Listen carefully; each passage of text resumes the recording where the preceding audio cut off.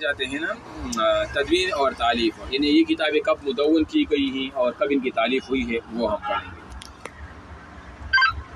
موجودہ ترتیب کے ساتھ کتب مقدسہ کو مرتب کرنے کا زمانہ خود یہود بھی آج تک متفقہ طور پر طے نہیں کر سکے کہ یہ کب مدون کی گئی ہیں یہ کتابیں تورات کی، تعلیمات کی وغیرہ وغیرہ، کیونکہ 597 قبل مسیح میں جب بخت نصر نے یروشلم پر حملہ کی یعنی فلسطین پر، تو کامل 3 ماہ تک اس کا محاصرہ کیے رکھا اور کامیاب ہونے کے بعد تمام کتابوں کو ضائع کر دیا، جس سے یہودی اپنے مذہبی مقدس ورثے سے محروم ہو گئے۔ مطلب تورات کو بھی خاکستر کر دیا، جلا دیا، تعلیمات کو بھی، مذہبی کتابوں کو، ساروں کو انہوں نے جلا دیا بخت نصر نے۔ یہ ایک مشرک تھا، تاہم اس میں موجود احکامات یہودی راہبوں کے ذہنوں میں موجود اور محفوظ تھے، جو ان کو زبانی یاد ہے بس وہ رہ گئے۔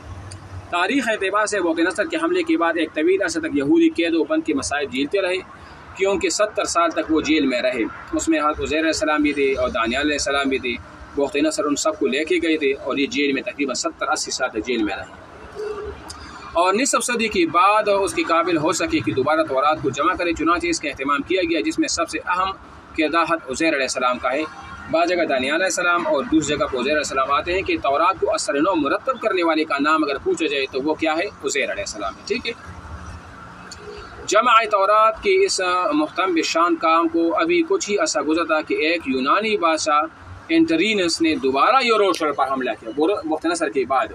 اور عزیر علیہ السلام کی جمع کردہ تمام کتابوں کو جلا دیا۔ یہودیوں نے اس جنگ سے فراغت کے بعد پھر ان کتابوں کو مدون کیا۔ کچھ عرصہ کے بعد روسی حملوں نے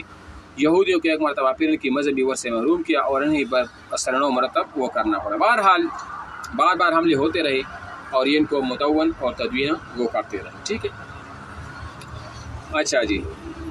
اب کتب مقدسہ کی زبان کیا تھی، یعنی کون سی زبان میں جو ہے نا یہ لکھی گئی تھی، تو یہ ابھی بتا رہے ہیں۔ اس موقع پر یہ سوال ذہن میں ابھرتا ہے کہ کیا یہودی کی مقدس کتابیں عربی زبان میں نازل ہوئی تھی